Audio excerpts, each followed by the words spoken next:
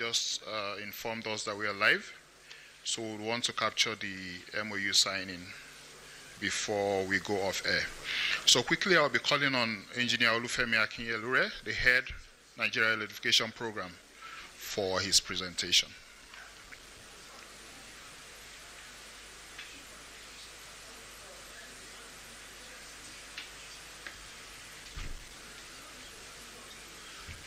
Good afternoon, Your Excellency. Please permit me to stand on already established protocol. It is a pleasure to be here this afternoon. Before I continue, Your Excellency, you would permit me to lean in on something the MD started, of how strategic Kebbi State is. And I will be speaking of that same very, very notorious commissioner, who happens to be a childhood friend also. So, in fact, he has us in one place when it comes to this. Thank you very much.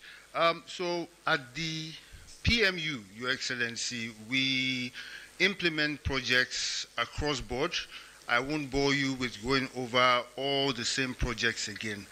But at the core of everything that we do is what we call the results-based financing, which is essentially tied to what the MD mentioned earlier about raising private sector finance. You'd agree with me that the O&M and the longevity of these systems is even more important than the installation in itself. And at the core, again, of all of this is the energy transition agenda of the federal government to increase the penetration of decentralized renewable energy across board. And just taking from what the EDTS mentioned of how we are trying to improve and increase the capacity and the expertise involved to be able to deploy at the scale that we need it.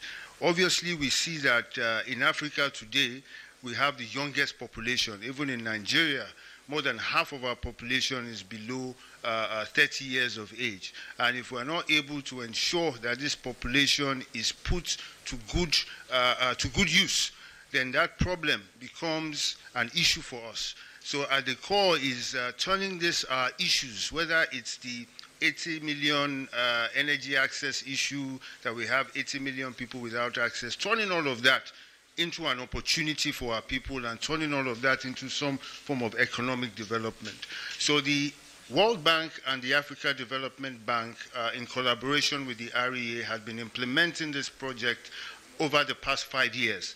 And there's been a lot of successes that have been registered across board. In the first program with the World Bank, we have been able to deploy over 180 mini-grid installations across the country. We've also deployed over 1 million solar home systems in the country. Very critical is also the Energizing Education Program, which we've been able to deploy these interconnected systems at 7 key universities with 2 teaching hospitals. Your Excellency, those installations are currently operational and closely also followed by the phase 3 under the Africa Development Bank, where we have another additional 8 universities coming on stream in the next few weeks with 1 teaching hospital. So across those 2 programs, we implement these energy access projects using the results-based financing, providing grants to the developers who are able to leverage on private capital to get the installations done in a sustainable and affordable manner. Based on the successes we had recorded, we have a new program called the DARES, which the MD had mentioned earlier is the largest publicly funded energy access program globally today. And we have His Excellency, the President of the Federal Republic, to thank for having that confidence in the REA to take on this mantle. In designing that DARES program, we had a lot of lessons learned from the initial project, and I'll just stick to a few of those lessons that was, put into the design. One is the deployment at scale. So in the initial program, you had developers who were able to deploy 2 projects, 3 projects here and there, but at this point, we realized that to take advantage of economies of scale, you need developers that can deploy really at utility scale, which makes it affordable across board. We also see that to improve the capacity utilization of these systems, one thing that has been mentioned a lot here today is around productive use. We want to see connections, but it's also about the quality of the connections, right? Because you need to ensure that this access translates to some form of economic activity. For example, in Kebbi, I know there's a lot of fishing that goes on, but what happens is you fish and you're not able to store because there's no access to cooling. And we have these standalone cooling systems across the country. Honorable Minister, we're having the conversation earlier on around shea butter and around how we lose 95% of the value just because there are no processing equipment in these communities. So one key area that we are focused on is to increase and improve the deployment of this productive equipment, standalone, powered by solar in these communities. Next slide. So this gives you a snapshot of all the projects that we run, but one critical part I like to focus on is the reason why we are here today. His Excellency the President had signed the new Electricity Act, which gave the states more powers on the electricity market. And based off of that, the REA at the center of that, led by the MD, had been having these collaborations to ensure that no state is left behind, really, and we are able to ensure that the right capacities is developed within the states. And in order to incentivize that, we've come up with a subnational intervention under the DES program, which essentially has a set of criteria for every state that wants to be involved to be eligible. One of the critical factors is for those states to have passed their regulation and their policies of their electricity market, and also carry out a rooftop study, of the entire state. That is then provided to us, among other criteria, which we are used to bring them on board, and we deploy energy systems in public sector institutions within those states. But we also hold the states accountable to ensure that the long-term O&M is secured by some form of agreement and with the states. Next slide, please. So this just goes to stress the level of impact that we want to have in scaling up. I think the first program, really we had about an impact on over 7 million Nigerians. And in this program, we are looking at a minimum of 17.5 million Nigerians to be impacted. I say a minimum of that because if you look at the figures at the bottom, we are looking to deploy about 465 megawatts of power into the system. And I can say today that with the level of agreements we are signing, we might probably double, if not triple that. And that goes, it's kudos to all the rescues in the room for giving that commitment and allowing us to achieve that feat. Next slide, please. So again, I won't go too far into this, but it's just to re-emphasize the importance of the rescues we have in the room. And based off of that importance, at the REA, we also have an enhancement facility that allows these developers to raise private sector financing in the most efficient manner. We saw in the last program that one thing that hindered progress was that they weren't able to access early project lifecycle finance. So one thing we're trying to prove is to improve their corporate governance, give them the necessary capacity building that is required to leapfrog them in getting the finance that is required. Next slide, please. Important again is the barriers to entry that we see for the states. I'd mentioned around the regulatory environment and the licensing. How easy is it for, what's the ease of doing business like in the States is very, very, very important. And I'm sure you hear from the rescues later on. Critical issue again is access to land. How are rescuers able to access the required land that they need to deploy these systems, and what are the processes set in place for the ease of doing that business in the state? We've mentioned financing earlier. Key again to this is community sensitization. The states are the closest to the people on ground, so we always need that hand-holding with the state and local governments to ensure that they don't just see us as another government project that is for free. Anything given for free is not sustainable. So we want to ensure that that is passed on to them for them to enjoy this projects for the lifespan. The last thing I would speak about on this slide has to do with the interconnected mini-grids, which we see as a key bridge between the grid and the decentralized space.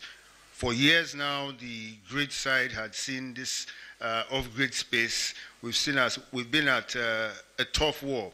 But I think with the Electricity Act now, we're learning to work together, and these interconnected mini-grids are key to the expansion and penetration of energy access in Nigeria. To round up, Your Excellency, I would mention a few projects, just two of them. A few years ago, led by the MD, we deployed 150 kilowatt systems across Nigeria to 100 sites, 50 kilowatt systems to 100 medical centers across Nigeria. And we had two of those installations in Kebbi, one in the Kebbi Medical Center, one in Sir Yahaya Hospital bed in Kebbi. The impact of these installations really cannot be overemphasized. The amount of lives that have been saved due to just having this access to this power is really incredible. So, as we go along in this session, I would like us to see this as a service that would impact lives other than just the megawatts and kilowatts, but see ourselves as offering a service that can really transform the trajectory of our country moving forward. Thank you very much, Your Excellency.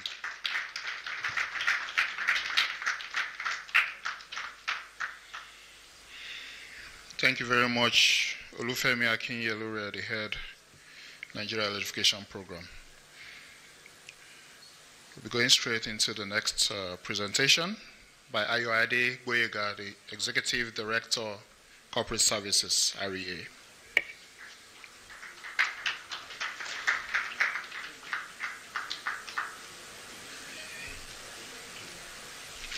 From here. Start slide here. Good afternoon, ladies and gentlemen. Your Excellency, Deputy Governor of Kebbi State, the MD of REA, former Honorable Minister of Power. Please, ladies and gentlemen, please permit me to stand on the already established protocols. Your Excellency, I just have something really quickly to say to you, sir. If at all you are going to arrest anybody after this event, please, I am not one of them. There is a guy here who has made an audacious statement while he was on this podium. I don't know where he's got the braveness for, or to say that Kebbi State has scored only 1/5 in the state assessment. I don't know. Your Excellency, I'm not part of that class. I think, in my own opinion, even though I haven't seen the assessment, I think Kebbi State scored 5/5.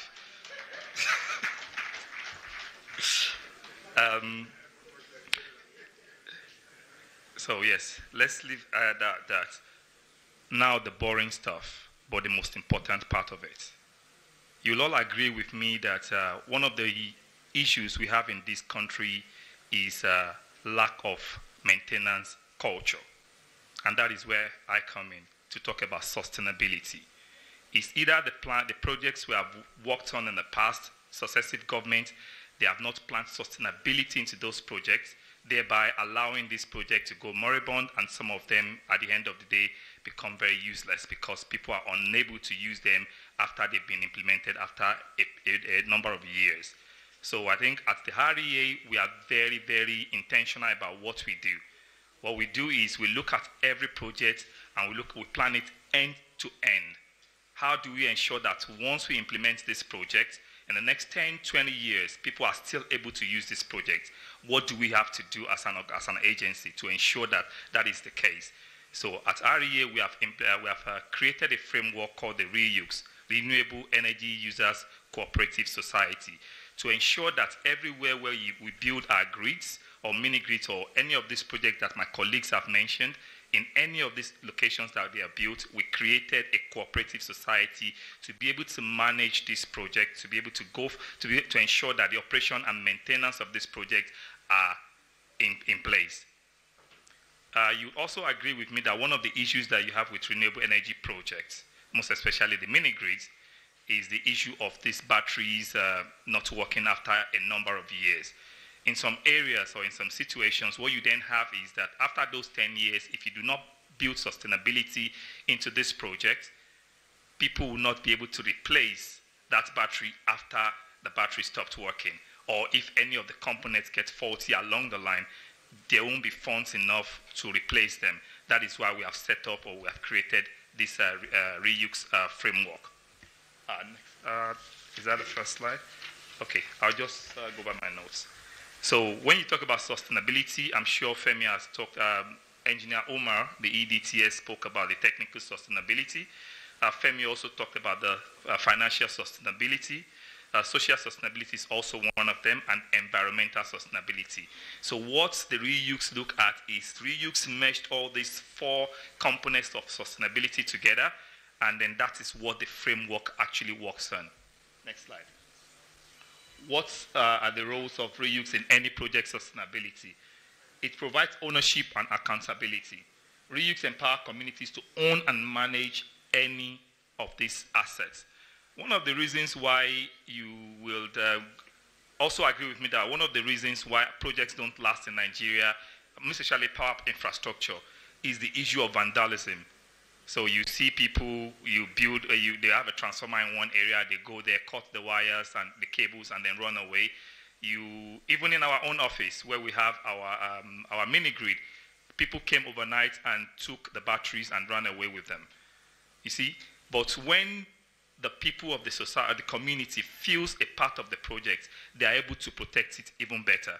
You hear, they know the people in their communities that are wayward people, so they will say, Abba, don't go to that infrastructure, please. It's our own. You understand? And then also maintenance and system longevity, which I spoke to earlier on. People were able to maintain it even further, longer, and then the system then is able to work for more than enough time. You have social inclusion, so everyone within the community is able to participate and then use energy at an equal rate. You have revenue collection, so the cooperative society decides how they collect revenue, what revenue is accruable to the society, and how they apply that revenue when it comes to O&M at the end of the day. Community engagement and awareness, local economic empowerment, which is very critical, the local economic empowerment, because within this space, reuse support local businesses, and I'm sure Femi spoke about PUE earlier, productive use of energy. This is where the community, the cooperative society now says, okay, fine, we have a lot of barbers amongst ourselves. How do we get them clippers so that they can be able to tap into this energy? We have a lot of farmers amongst us. How do we ensure that they are able to get solar-powered irrigation pump and all those equipments that they need to do their farming in order to be able to use the energy that is being provided to them? Next slide. So just to what I just mentioned now, so reuse would help enhance system reliability, cultural fit and local adaptation, financial resilience, scalability, and replicability. It is easy to scale reuse. In fact, as we speak, we are currently in the process of establishing reuse across all the 36 states of the Federation. It is a work that is ongoing within the REA to see how we can liaise with commissioners of energy in each of the states and transfer this framework to them and see how that can work across the states. Because with the advent of theirs, where we are creating, we're building all these infrastructures around the country, it is now very, very important that we also ensure that the people that we are building these infrastructures for are aware of how to sustainably manage this infrastructure across all their communities. Next. We'll go to the next one. Next slide, please. No, the previous. Okay, leave this one. So in the last few years, maybe 2 to 3 years, and I have one thing I wrote down here, but I don't think I can still find it. MD mentioned about $2 billion investments in the last few years in the renewable energy sector. Femi has about $750 million with him under the DES project. Under the EART project, you're talking about another close to $500 million. My friend and colleague, Abba Umar, the EDTS, within the capital budget this year, would oversee close to another 500 billion naira worth of investment. Majority of these funds are going to go into renewable energy. 90% of it. So we put so much money into renewable energy, and the figure speaks for itself in this slide here. So renewable energy job created globally, it's around 16.2, according to, what are they called now again? According to IRENA. Out of the 16.2 million jobs created in the last 2-3 years, China took about 7.4 million of those jobs. Nigeria took only about 76,000 jobs from that amount of job created, even though we have invested over 10 to $15 billion in renewable energy space. I don't think that is good enough. I think we should do more as a country. We should do more as a government to ensure that whilst we try to bridge the energy access gap, we also use that opportunity to create jobs for our teeming youth who are currently unemployed. The rate of employment in this country is alarming, and majority of the people that are currently bearing the brunt of this unemployment are the youth of the country. And if you have this opportunity while we invest so much money into renewable energy, I think we should leverage that opportunity to ensure that we create jobs for our youth. One thing that we are currently doing at REA is that we are very intentional, like I said earlier on. For everywhere you see, most especially under the EEP2, for everywhere you see us build this infrastructure in any of the universities that have been mentioned by my colleague, we also build a world-class training facility where at the inception of every project, we train 20 STEM students from soil testing to actually mounting the mini-grids in those areas where they are already hands-on in it. Last week, on Saturday, we went to Maiduguri. Apart from the 20 STEM students that we trained, now what we are now going further to do is that where we build all these infrastructures, we are targeting training 1,500 people or 1,500 youths across Nigeria in renewable energy space. Last week, Saturday, we were in Maiduguri to inaugurate to commission the training facility or the training of about 100 cohorts in Maiduguri because of the infrastructure that was built in Maiduguri. We are doing something similar for, we are also doing Resco Next Gen, where we are training about 130 students. Please move to that slide. So Nesco Next Gen, where we're training students. This is the one in Maiduguri. This is Nesco Next Gen. The next one. So today we are here and we're speaking about Kebbi State. In Kebbi State, like Engineer Umar mentioned earlier, as part of the commitment to advancing energy transition and sustainability agenda in Kebbi State, the agency has identified similar projects, which includes the proposed procurement and construction of a solar microgrid for Federal Polytechnic, Gwandu, Kebbi State. I think it's important that we are able to replicate the same thing that we did in Maiduguri here in Kebbi State under the solarization project. We might not build the state-of-the-art facility to train people there, but you see, when you learn theoretically, it is not the same as learning hands-on. When you already have the facility, when we've built the infrastructure, and then you come into the place like they're doing in Maiduguri currently, you see the mini grid, you see the meters, you see the solar panels, it is a lot easier for people to learn. Before I leave, I would just like to say this. As we strive as a country to bridge the energy access gap, let us also strive to create more employment using that energy access gap that we're bridging. Thank you.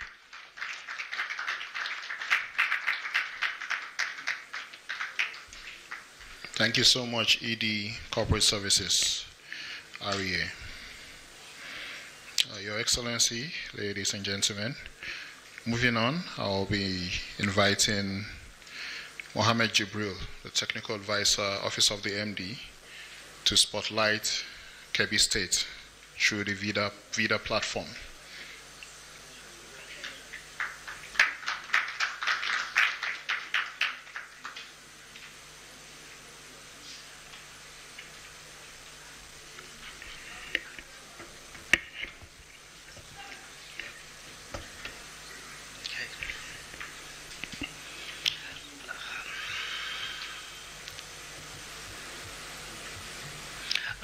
Good afternoon, Your Excellency. Good afternoon, MD, the former Minister of Power, distinguished guests. Allow me to adopt the already established protocol, please. My name is Mohammed Jibril. I'm a technical advisor to the Managing Director of REA, and I think we've had some bold assertions from MD. He usually starts presentations with REA has this amount of money, REA is willing to do this, REA has done this in this community and in this state, and this is the readiness of this community or that state, and this is their deficit in your state, and so on. And with these assertions, they're usually numbers. You would see the solar readiness, you would see the number of communities. I think there was a chart that shows the entirety of Kebbi State and based on the local governments and the rate of electrification. I think within the last year or so, we've been very deliberate in taking a hands-on approach on how we plan electrification. If a $750 million DARES project would come in, and then there's an equivalent or more within the REF and the capital project, we want to be able to say, this is how much it will take us into electrifying Nigeria. What percentage of deficit would it cut from the list that we have? And that's why we always have our eyes on these numbers as we progress. The more money we have, the more we're able to take out some of these communities. There are also assertions around the rich statistics that REA has on Kebbi State, from the profile of the state to the number of communities to how far they are from the mini-grid, making them off-grid or on-the-grid, to their potential when it comes to agriculture, the technologies that we could use based on the kind of profile they have.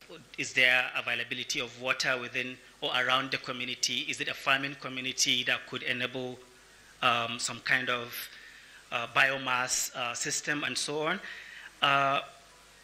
Aside from these gaps that we have around lack of access, we also have opportunities. And my presentation is to validate some of these bold numbers, show it in real time, do some bit of demonstration. Hopefully would breathe life into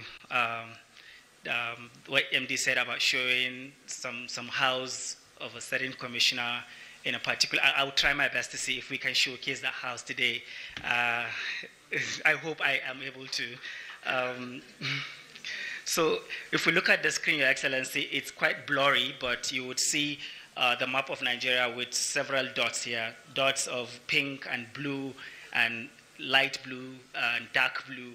And all of this signifies communities, but it also signifies how we rate this community. It could be, and it's even more important to the private sector, because their concern is, if I go to a community and this community has 1,000 connections, they would automatically start to make calculations of how much grant I can receive from REA to take this project there. But we also have a mechanism here that tells us how do we rate or evaluate these proposals from them, based on maybe, for example, distance from the grid. If a community is very close to Abuja and another one is like 100 or 200 kilometers, it wouldn't be fair to evaluate them in the same way. So the farther you go, the more risk you take, the more subsidy and grant you can fetch. So all of this is signified on the screen. On the left side, there's a blurry number there that shows 154,251 communities that have been mapped. And this is through the effort of MD and management to say, where are all the communities? Map it from Lagos, that has about 2,666,162 buildings, to the community with 2 or 3 buildings. Let's see where they are first. And then we can start to filter them based on what we want there could be a program, for example, the rooftop that the HNEP spoke about, that would look at some cities, not villages. And if we focus just on rural communities, we would have to go back and start thinking, how do we see the profile here? So we mapped the entirety of the country. But if you want to filter it down, for example, and this is lagging a bit, but I'm trying to focus on Kebbi State.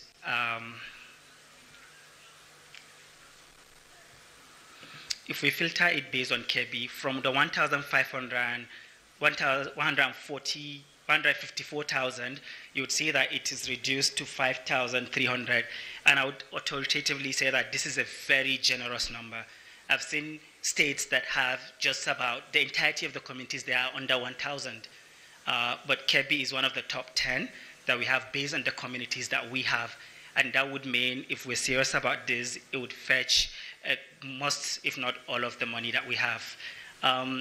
We can then start to see, how do we maybe segment this based on how can we take a profile of a community and see what it looks like? How do we see that? So we can filter this and say communities that are not connected to the distribution line, for example. I know this is a bit technical, but this is some of the work that we do to differentiate between communities that are grid and off the grid. Show light at night, we also take it out, and that would give us about 2,350 off-grid communities out of the 5,000 that we have. Off-grid may mean there's some poles and some wires, but there hasn't been grid presence in maybe 5-7 years. So we'd consider that as off-grid as well. And you see on the left some communities, okay. Is there something wrong? I'm still sharing. Oh.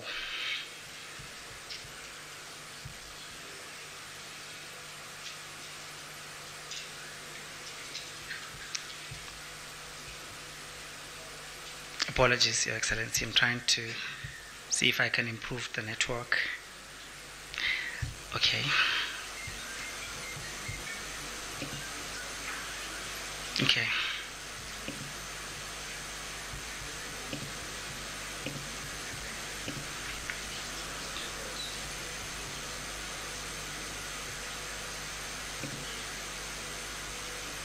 Emmanuel, is it back? Unfortunately, I would just be speaking. If there is no visualization, it'd be hard for you to get it. But I'll just try and. Okay. I'll just try and.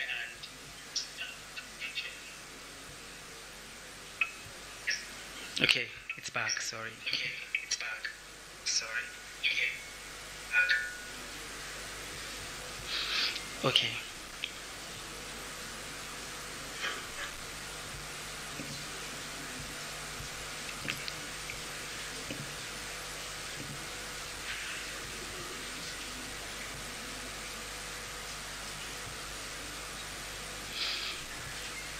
Okay, anyway, Your Excellency, what I would be able to show here is, if we go into the profile, we have about 2,350 sites that are off-grid, and I hope it would show before I leave here.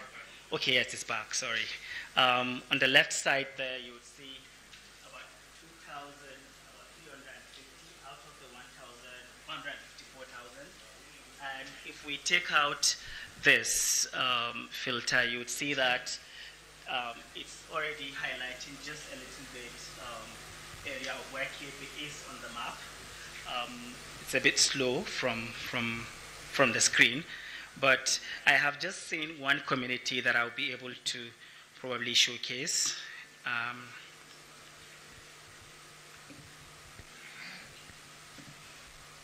Again, it's a bit slow, but from what I can see on the screen, I'm able to see the name of the community, the local government that we have. Kebbi. Okay, you can see it from the dots that covers the entirety of the country. It's now selecting where Kebbi State is. If we narrow into one of the communities there, which would show maybe in some infinite minutes or seconds there, you would see from the name of the community to the local government of that community, to the GPS coordinates, it will show you the size of the community based on the settlement area. We have about 0.73 for Kebbi community in Yauri local government. It has about 2,000, and that's the community I'm talking about. It has about 2,000 connections. Well, it would say here that it's 2,000. It would show about 2,000 number of buildings, but myself and the private sector developers here would know that that's connections for them. It would even categorize it based on the sizes of the community, the households. Here you would see large buildings, small buildings, very small buildings. You would see schools and hospitals listed. These schools and hospitals would serve as anchor loads because their consumption is usually more than what you have in households. Technically, it would work for mini grid developers because they would want to deploy electricity and see that it is being used. We would also see the population. It's saying about 5,163 people within the community, so covering about 1,900 houses. Accessibility, so is there access road? It says 0 here, which means there is access road that takes you to that community. There are social economic indicators such as 2 educational facilities. From there you would see these are supposed to be icons that show the graduation hat. So these 2 indicate schools, and this is a plus sign that shows a hospital. For projects that target hospitals, for example, this is how we know where to deploy them. And then we go on to even have some form of design that would give us an idea of how much electricity would they need. This is showing about 1.5 megawatt, which is quite big, but it's also factoring in the productivity of that community and even the growth. So how would it grow within the next 1-2 years? MD usually speak about a community that we went to in Nasarawa, and within a year they're saying we need double or triple what you have deployed because electricity brings some of this productivity. There's also other indicators such as agriculture indicators, like I think pearl millet, sorghum, cowpea, groundnut, and maize are the chief dominant crops within the community. We also have like fatalities within the 25 kilometers in that community. What has happened in terms of armed conflicts between 2020 and about 2024, that's also showcased here. This is just one community, and for each of the 154,000 communities that we show here, we can narrow down to see all of these tiny details. These are what these developers are usually after. Whenever I sit down here, I get mammoth of people asking me, and I'm sure today they will tell me, please, can you just download this Kebbi numbers and give me, because I want to start talking to them. And that's what we are hoping at the end of the day.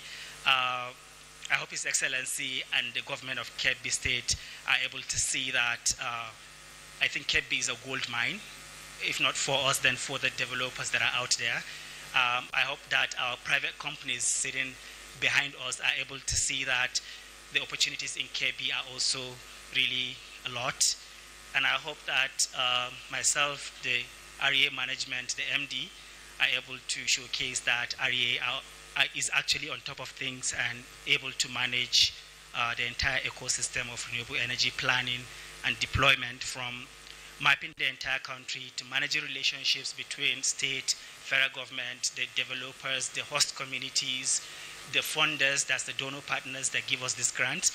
And I hope that this demonstration is able to show the availability of sites in Kebbi State, the availability of funds in REA, and the availability of private companies that will take the drive, and above all, the willingness to work together to electrify the entirety of the state of Kebbi, one community at a time. Thank you, Your Excellency. Thank you, MD.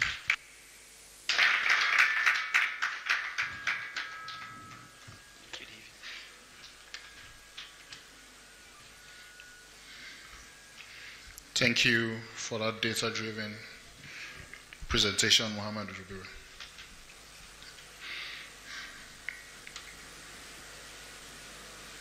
I mean, quality data remains central to the work that we do at REA, and of course, for the sector in its entirety. So we'll continue to fine-tune and update these data sets so that it will be useful to the state government. We're still planning a hard stop at 4:30, and I plan to keep to that time because His Excellency has other very critical engagements. Quickly, I will be calling on the Honorable Commissioner of Budget and Economic Planning for Kebbi State, Dr. Abba Kalgo, for his presentation.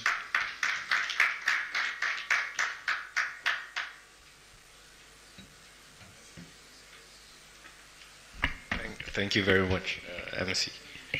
Your Excellency, the Executive Governor of Kebbi State, ably represented by His Excellency, the Deputy Governor, Senator Omar Abakar, Tafid and Kebbi, my big brother, the MD of the Rural Electrification Agency, and his wonderful executive management team, my other brother, Engineer Femi Akin Yelure.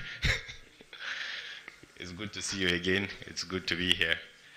Your Excellency, I'm making a presentation titled Unlocking Renewable Energy Opportunities for Sustainable Growth in Kebbi State. Next slide, please. Kebbi State at a glance. A lot has been said about Kebbi today. The MD and all the presenters have made a fabulous attempt at presenting what Kebbi is. But for the benefit of those who are seeing Kebbi for the first time, I'll just quickly go through.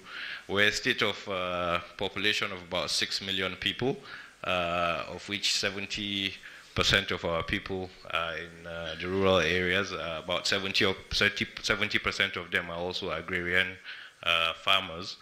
Electricity access rate is about 35 to 40%, which is below the national average of 55%. But we are also a major agricultural hub. We're home to the largest rice mill in sub-Saharan Africa. That is the TGI rice mill in Argungu.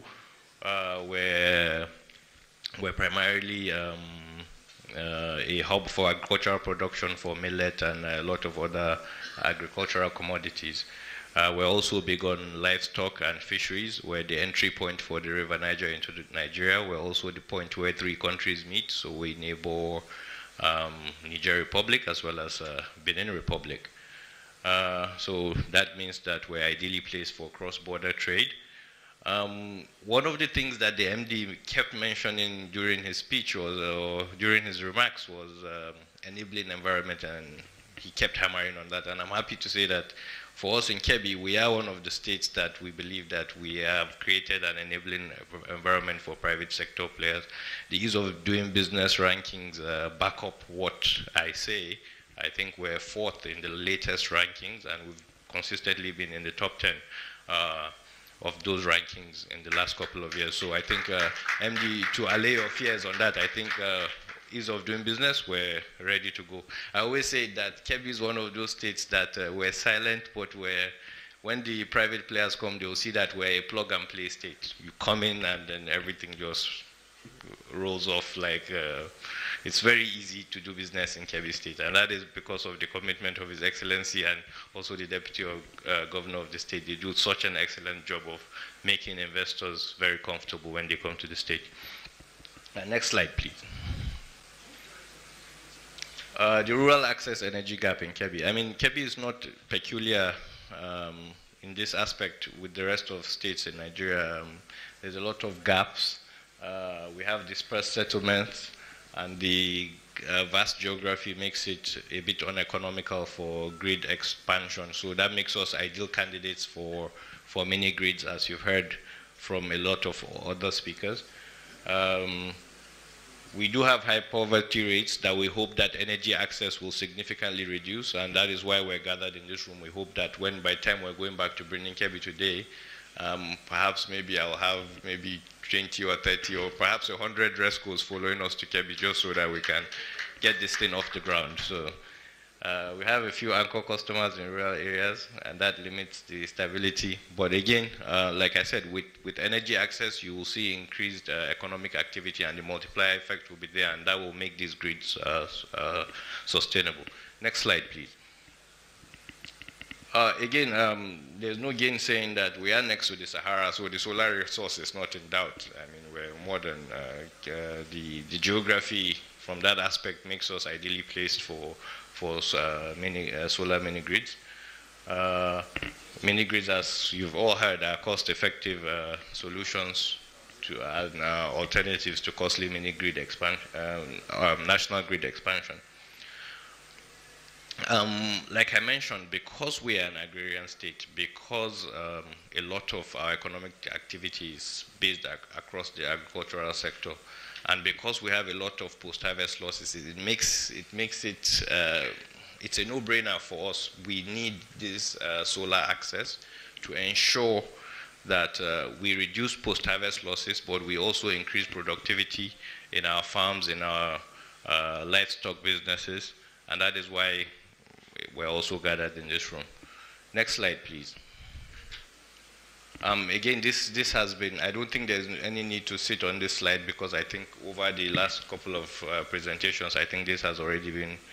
So again, in terms of a pathway to sustainable growth, community mapping, that is what the TA of the MD has already, luckily we don't have to do that. The REA has done an excellent job for that, and MD, we thank you very much, and we thank you for the work that you do.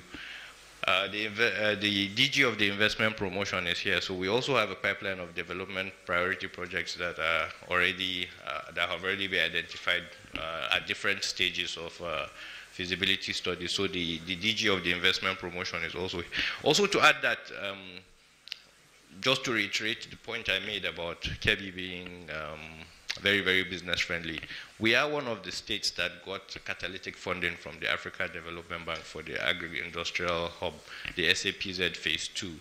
And again, it bears testament to how well and ideally placed we are and the kind of work that we put in to make sure that we are able to attract as much investment as possible. So again, perhaps maybe as part of this conversation when we're leaving, perhaps maybe the RESCOs can also engage us on that level and see whether or not there are opportunities that can be exploited around that path. So I'm more than happy to take that conversation up with anybody who's interested.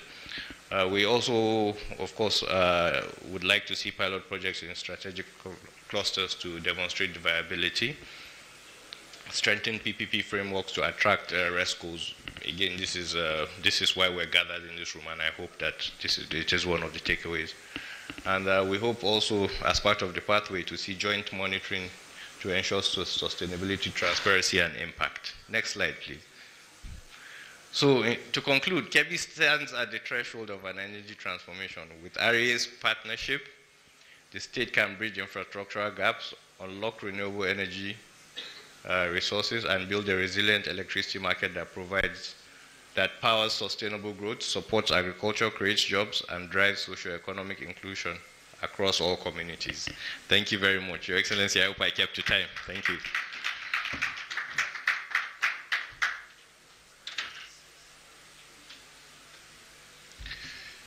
Thank you so much, Honorable Commissioner.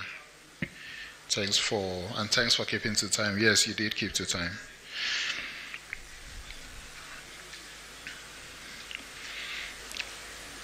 The MD, REA, the executive members of the REA, ladies and gentlemen, and of course the amazing RESCOs in the room, join me as I invite His Excellency, the Deputy Governor of Kebbi State, for his remarks.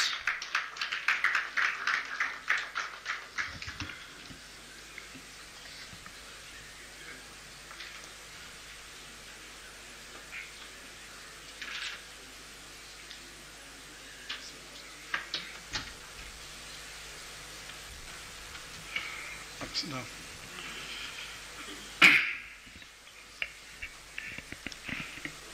أعوذ بالله من الشيطان الرجيم بسم الله الرحمن الرحيم صلى الله على نبي الكريم. The Managing Director, Rural Electrification Agency, REA, and the able executive management team of REA, the staff and officers of REA here with us, Honorable Commissioner, Budget and Economic Planning, Kebbi State, Honorable Commissioner, Transport and Renewable Energy from Kebbi State, former Minister of Power, the senior government officials here with us, the Chief Executive Officers, and representatives of renewable energy service companies here with us,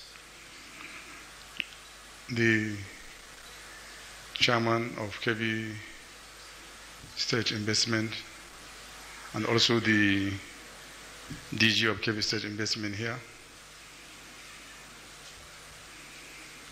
all development partners here with us, my brother, Engineer Dr. Gondu, and all our brothers and sisters from Kebbi. But today, by extension, we are all Kebbians here today.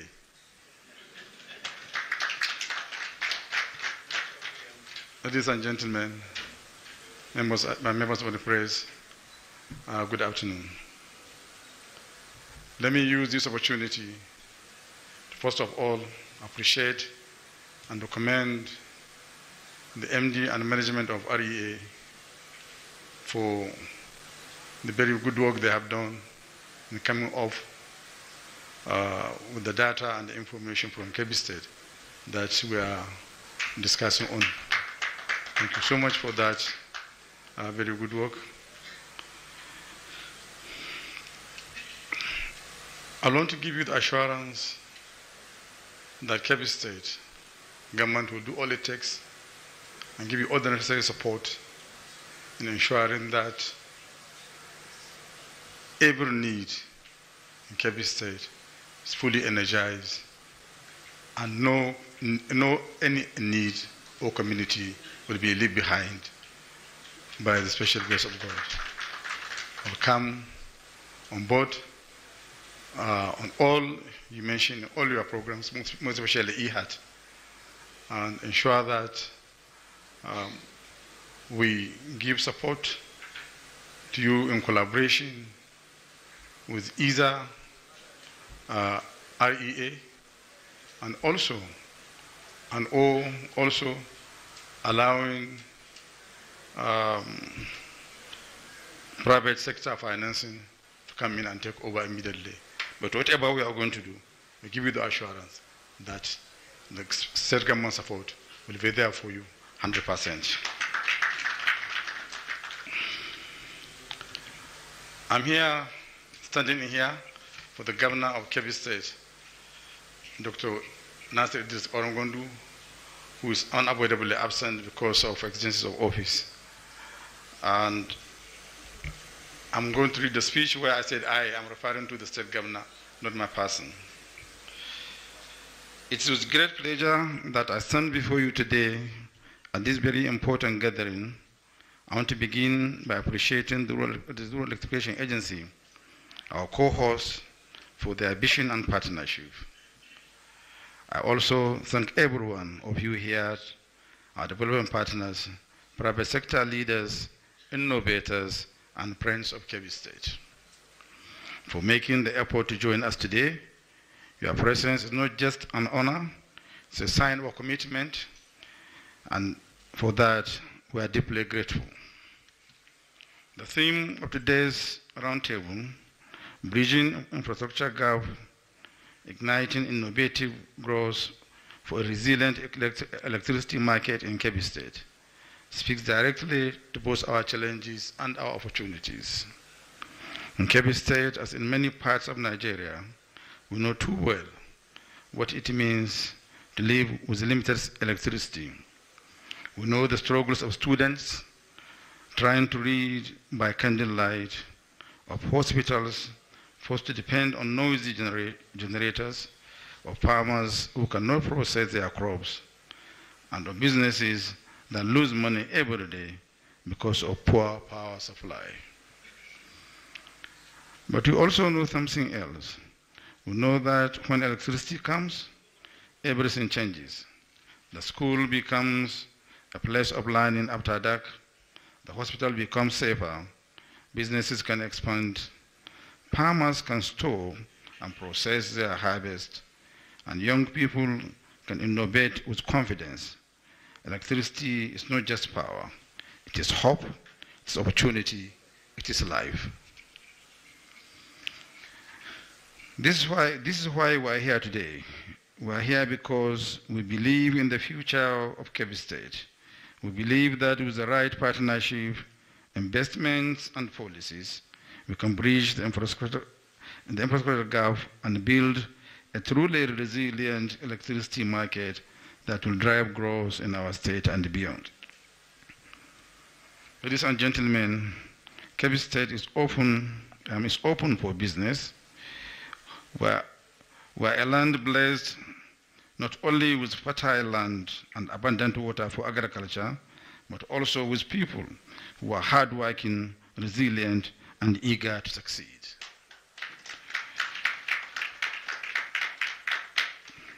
We are blessed with peace and a culture of hospitality. What we now seek are strong partners, investors, innovators, and development actors to join hands with us and unlock the vast potential that is waiting in our state. Let me give you the assurance here today. Kebbi State is committed to creating and sustaining an enabling environment for all investors. Security is and will continue to be our priority. We know that investments cannot thrive without safety, and we are working hand in hand with all security agencies, local communities, and traditional leaders to ensure that peace and stability remains our strength. Beyond security, we are focused on policies and support growth. We are cutting down barriers, opening up opportunities, and making sure that investors who come to Kebbi do not just find a place to invest, but a place to truly grow with us. To our partners and potential investors here today, let me say this clearly. Your investment in Kebbi will not only be safe, they will be valued and protected. Our doors are open, our hands are extended, and our commitment is firm. We are ready to listen to you, to support you, and work with you every step of the way.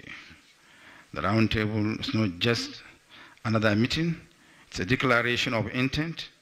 It's a message that we are ready to act, to collaborate, and to deliver real results.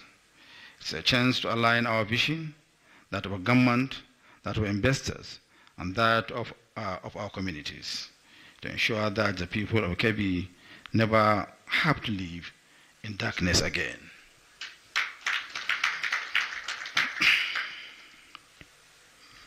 We dream of Kebbi where every village and every community has access to affordable and reliable electricity.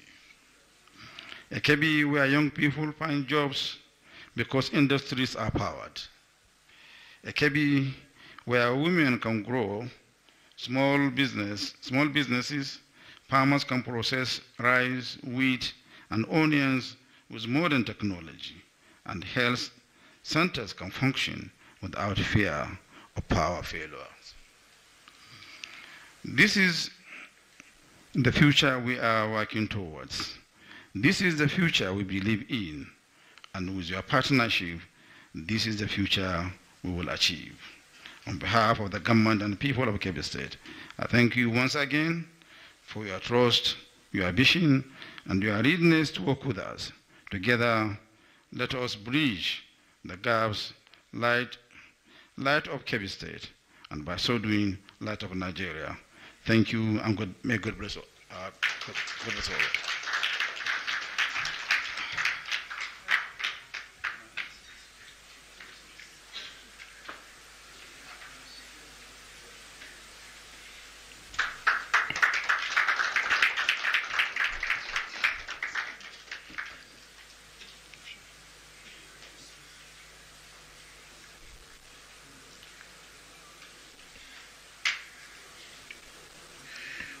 Thank you, Your Excellency Umar Abubakar Tafida, the Deputy Governor of Kebbi State. So I think we've kept to time more or less. So we'll be able to accommodate the next item on the agenda as is before we go into the MOU signing. There was a lot of carryovers from the last roundtable. So please keep your requests coming if you're a RESCO in the room with commitments to deploy projects or work in Kebbi State. Please keep your requests coming. And you have your 1-minute spotlight. So you can give it directly to me or to Delphine at the registration desk. Thank you. Quickly, I think we should start with the ladies this time around. I'll be calling on Sosei Energy for her 1-minute spotlight. A Solar should be on standby. C Solar should be on standby. EG should be on standby. 1 minute each, please. Thank you.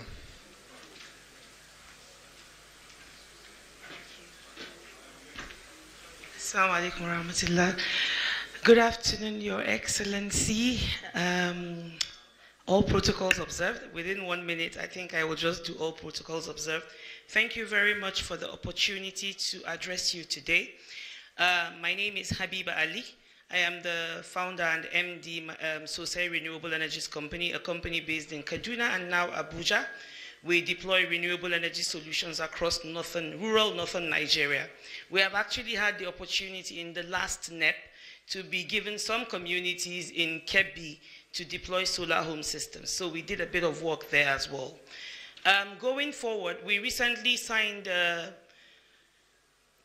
mandate letter with International Finance Corporation, that's the IFC, to have funding of up to $19 million to fund our projects across the northern region of Nigeria. And I want to promise that Kebbi State will be one of the states that we'll be working in, because we have been working in Zamfara and it's in close proximity with Kebbi as well to deploy mini and mesh grids. Thank you very much.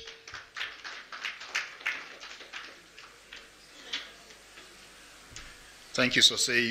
You've set the standard, so let's hope and pray every other RESCO keeps to that standard of timeliness. Okay, Air Solar, let's have you. Then NEO, C Solar, then Exenergia, EG.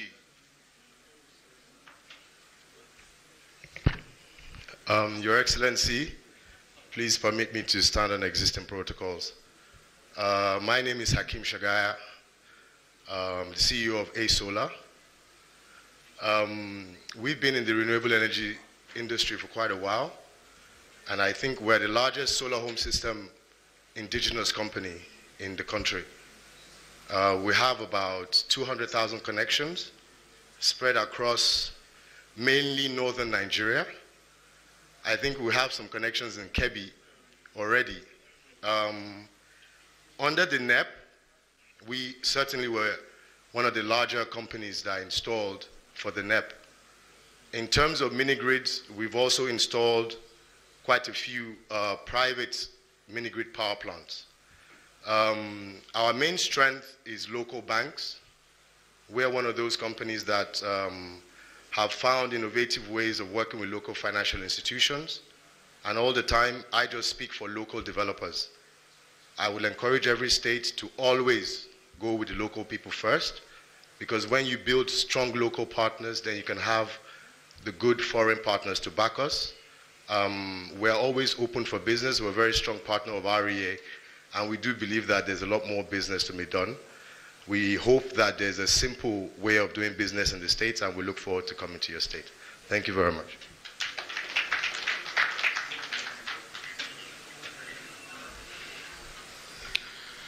Thank you, Sola. Neo, your 1 minute, please. Your Excellency, ladies and gentlemen, permit me to stand on existing protocols. My name is Okenwa Anayo Nas. I'm the MDC of Nayo Technology. I stand on a very unique position.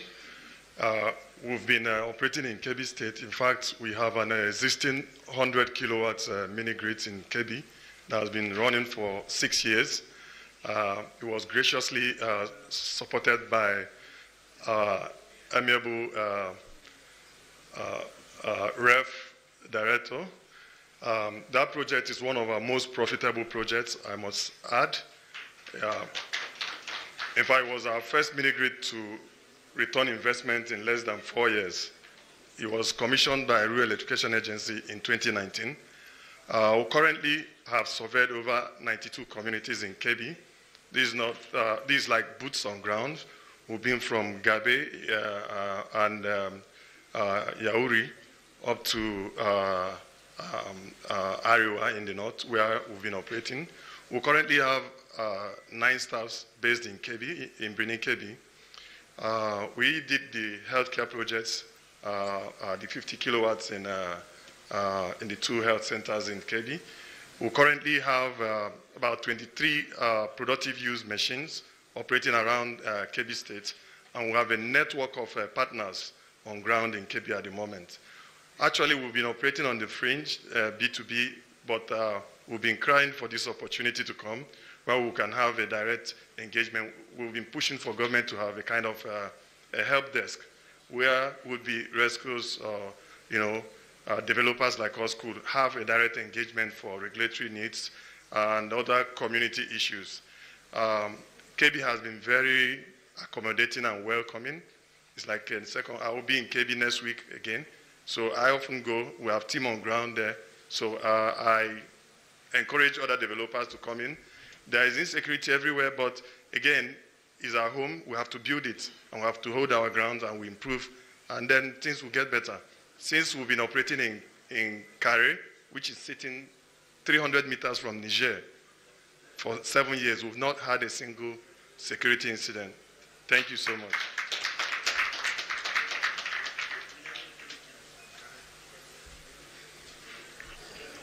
Thank you, Nayo. Is C Solar in the room? Okay. C Solar, 1 minute, please. Good afternoon, everyone. It's really nice to be here. Thank you, MD. Thank you, everyone. Let's stand on all 16 protocols. We are excited about this. REA has always been leading the pace. We know that Kebbi State is not going to be any different. We are happy to visit Kebbi State, to establish in Kebbi State. Definitely, we know that there's a lot of agricultural potential, especially rice farmers, and we know that in the rural areas, what we need is to power productivity for these farmers, and we're happy to be there to support, to give you all you need from C-Solar. Thank you very much, and good afternoon, everyone, again. Thank you, C-Solar, for that commitment. More commitments. Exenergia, EG. Can you have your 1 minute, please? Thank you.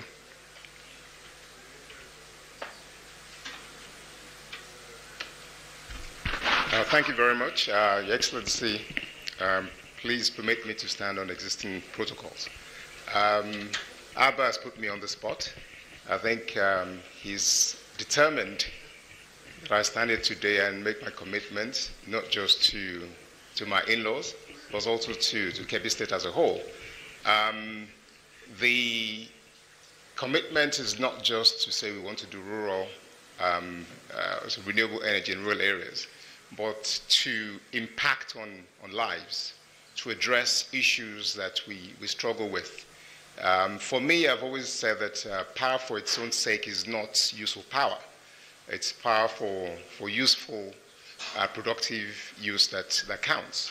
That's the sort of power, and this is something I've drummed up over the years, and somehow Abba got to know about my connections to the state, and he's dragged me to this. It made me come back from the UK yesterday, and to publicly state my commitment to the progress of Kebbi State.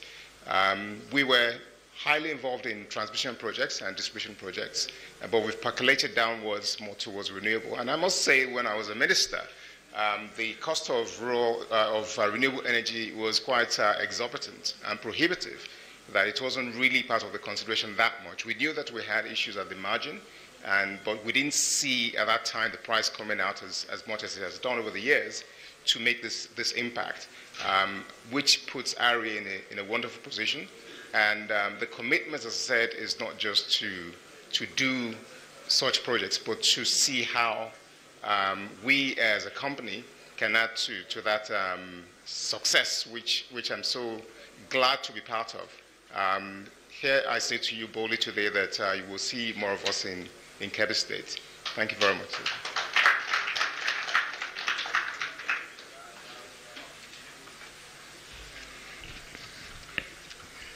Thank you so much, EG. We have Carlot on standby, Zylab and Fox Power. Is Carlot on the... Okay, let's have Zylab and Fox Power. 1 minute, please, so that we can round up. Thank you so much.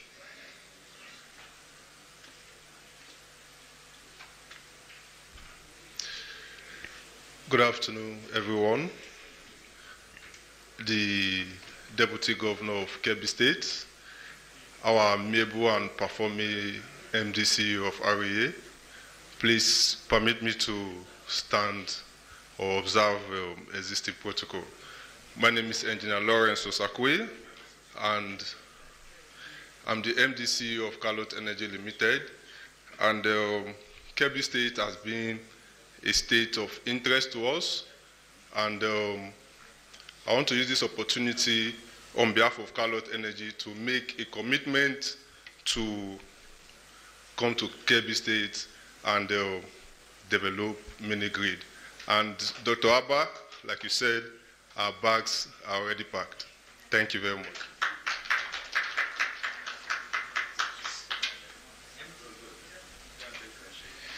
Just take note that we're tracking all these commitments and we'll hold every RESCO to it. Thanks so much for your continued partnership with the REA and the state governments. Zylab and then Fox Power should be on standby. Then we close for this session. Thank you. Good afternoon, Your Excellency, the Executive Governor, MD REA, ladies and gentlemen. My name is Emeka Obienyi. I am the MD Zylab Technologies Nigerian Limited. I want to discuss about the regulators. This is to the Executive Governor because he needs to know and hear about it. To build a mini-grid before, NEC doesn't charge money to issue you document to go and build. But now, states are in charge. We have a state where we want to build mini-grid. 24 sites we are processed using NEC. When I say NEC, I mean Nigerian Electricity Regulatory Commission. They did not charge us money. But now the state are in charge. They're asking us to pay 2.5 million for one. So if you want to build 8 mini-grid, you pay them 10 million. But remember, this 10 million did not guarantee that REA will accept your project. So, Governor, please, do not allow the regulators to do this in your state. So what I want to do now is,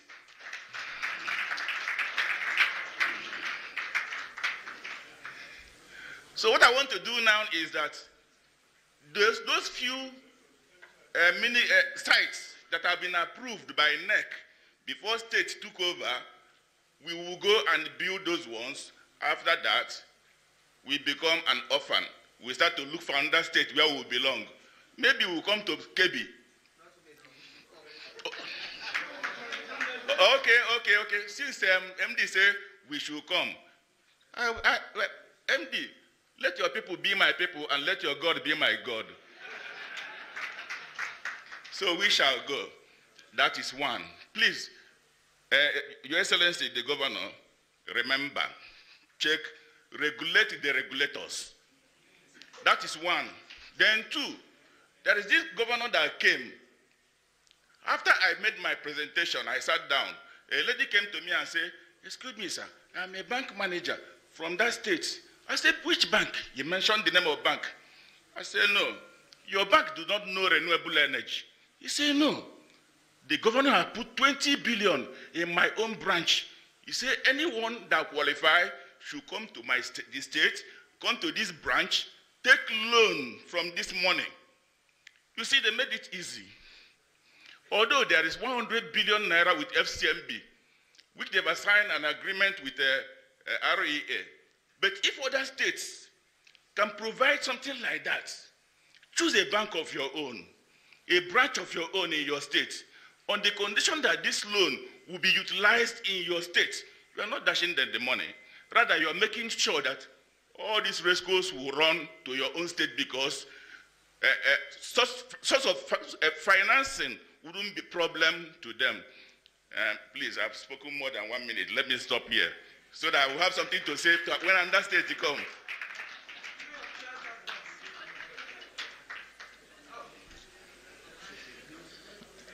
Thank you, Zylab, the ever-passionate Zylab.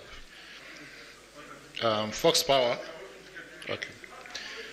Then let's have PVG Solar on standby, please.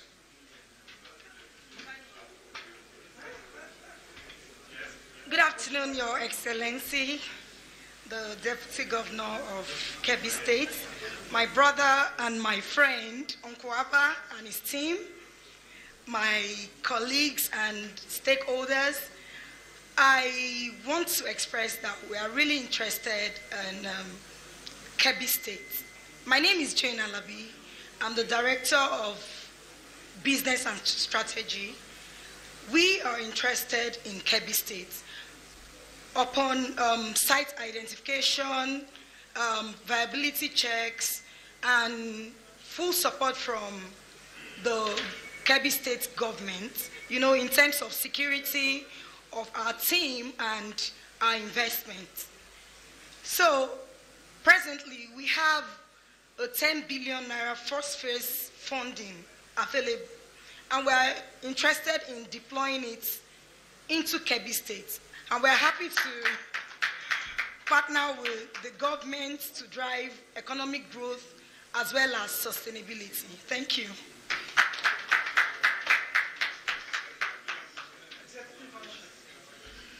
PVG Solar.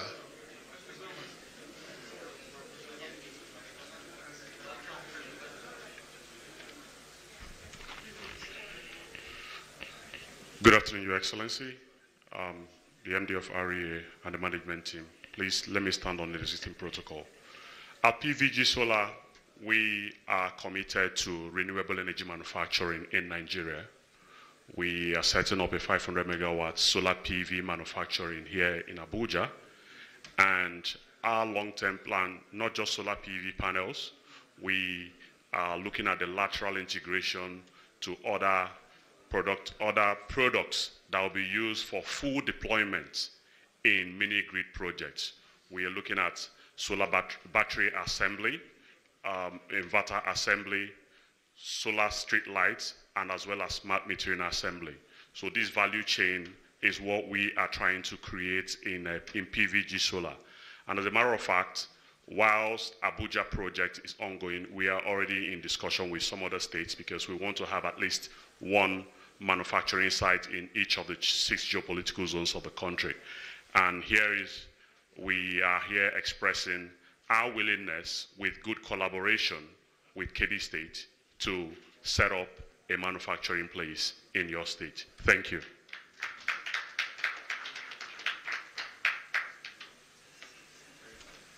Thank you so much, PVG Solar. The last on the list is IRS Global. IRS Global, are you in the room for your 1 minute? We need to go straight into the MOU signing right away. Director Legal REA, are you ready for the MOU signing? Okay.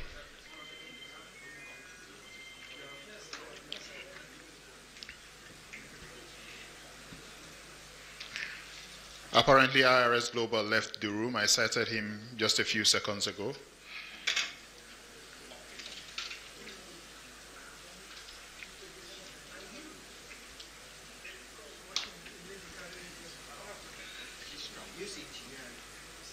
News engineering.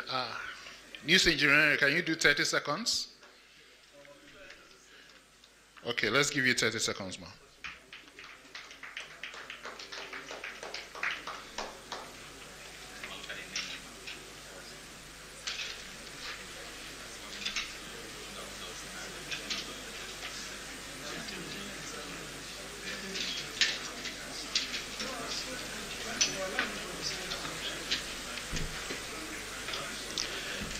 Good afternoon, Your Excellency. Good afternoon, the most sought-after MD in Nigeria. Good afternoon, distinguished ladies and gentlemen. My name is Lady Josephine Ojimadu-Wenzedi, Managing Director of News Engineering, a company that has been in existence for the past 4 decades. We started by doing statewide rural electrification. We also generate, we transmit, and we had built a lot of substations across the major cities in Nigeria. We did the first transmission line project from Gombe to Dama through 330 kV transmission line project. So our profile is very intimidating. And because we are a forward-thinking company, we had equally built a lot of capacity in renewable energy projects. We had constructed a handful of mini-grids. We executed the pilot project of Ministry of Power in Sokoto to Rankawa State. As a result of that project, we did a repeat procurement at Kuchi in Niger State. So we have a lot of projects to our credit, and we'll be willing and ready to come to Kebbi State, given an enabling environment. Thank you so much.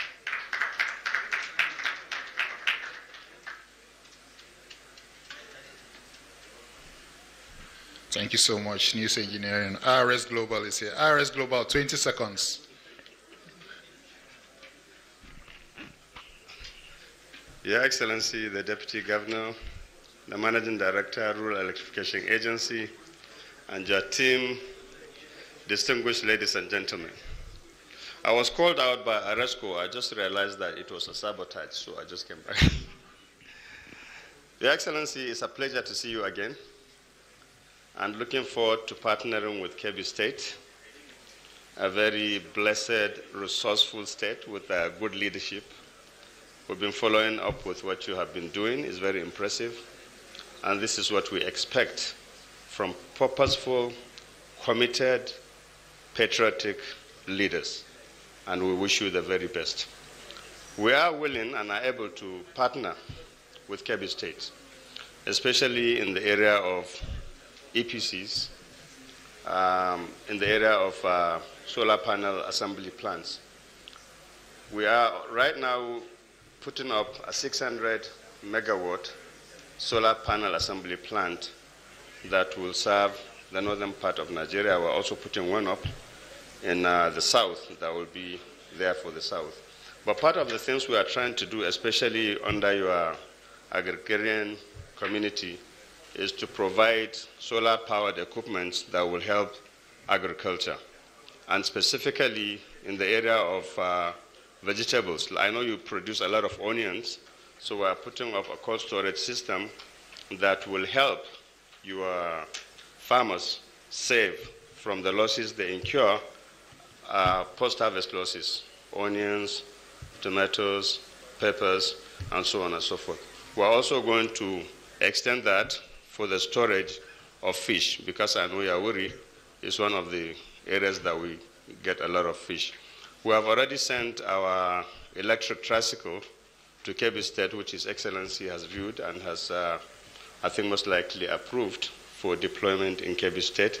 It is a tricycle that is powered by a 6 kilowatt lithium-ion battery with a 450 watt solar panel, panel on top that lasts for 6 years, the batteries, and on one charge of 3,000, you can cover 150 to 170 kilometers. It doesn't require any maintenance. It doesn't require any filters or engine oil and so on and so forth. It has a lot of facilities, and I know it will be very suitable for your state. We are planning to be in Kebbi State assembling that tricycle by the end of this year, inshallah. We're also going to try to employ at least 20 indigents of Kebbi State to send them to China for maintenance, repair, and installation of solar panels for mini-grids, both integrated and off-grid. Because if you look at it, the grid parity today is very favorable. The cost of power from solar is much now lower than the grid, not to talk about diesel generators. Therefore, partnering with REA is one of the smartest things any state can do, especially with the leadership of the MD. I don't know if he's an indigen of Kebbi State, because he's an indigen of so many other states, but I am impressed with the leadership of REA, the way they work with the states, and very soon, I'm sure the low power energy we are getting, the lack of electricity we are getting, will be a thing of the past. Again, congratulations. I'm looking forward to working with you. Thank you.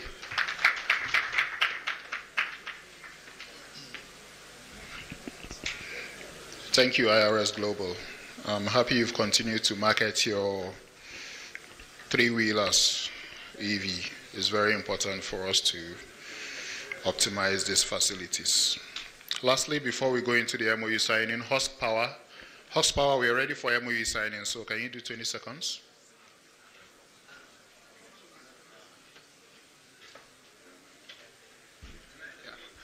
Good afternoon. Good afternoon, Governor. Standing on an existing protocol, my name is Richard Ikemifuna Chidebe, Site Acquisition Manager for Hawks Power. Hawks Power is currently in 40 communities in Nasarawa, and we are looking at expanding that relationship in Kebbi. We have a healthy relationship in Nasarawa, and we hope to come to Kebbi and bring that same support to Kebbi. Thank you very much.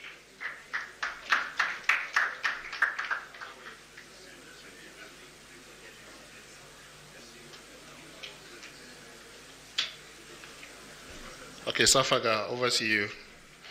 20 seconds, hopefully.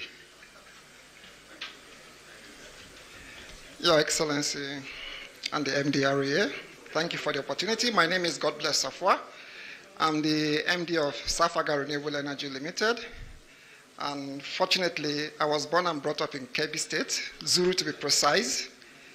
And recently we went to Niger State to have about 9 mini-grids. We've already done the site assessment, and those mini-grids are very close to Kebbi State, Rijio local government area, which is very close to Zuru, just some few kilometers away from Zuru. So we hope that we should be able to cross over the borders and go into Kebbi State. At least I will start from my own catchment area. That would be Zuru, Danko, Wasagu, and the rest of them around that river area. We'll be ready to go to that area and provide some mini-grid. Thank you very much, Your Excellency. Thank you, Safaga. Your Excellency, kindly permit us to go straight into the MOU signing. I'll be calling on the MDREA, of course, the Honorable Commissioner, Transport and Renewable Energy, Kebbi State. Immediately after the signing, we'll invite His Excellency, the Deputy Governor, up the stage. MDREA, sir. Honorable Commissioner, Transport and Renewable Energy. The executive management, and of course the members of the state executive should also join us, please. The executive management of REA, as well as the state executive.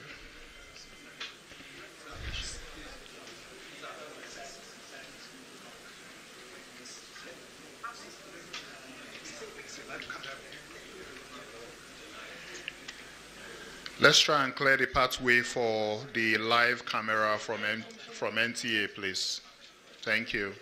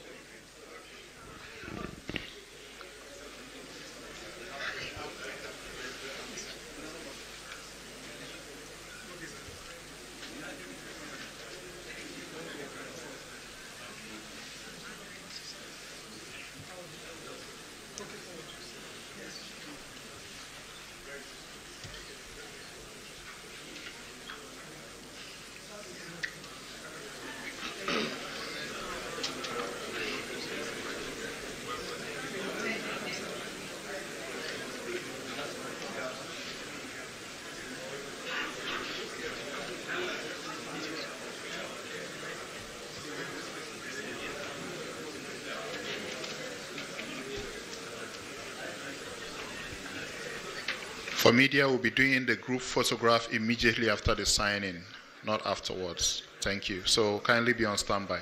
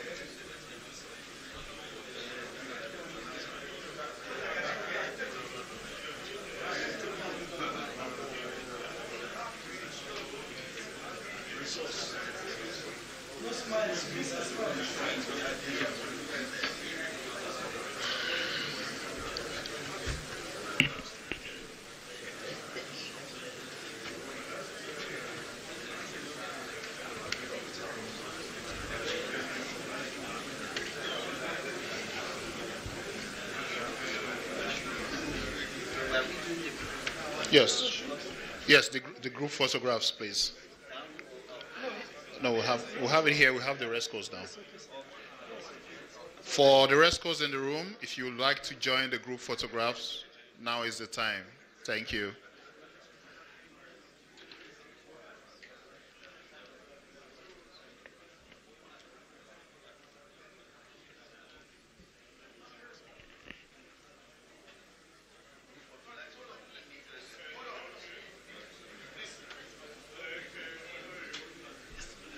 Rescos, you can come up if you want to join the group photographs. Thank you.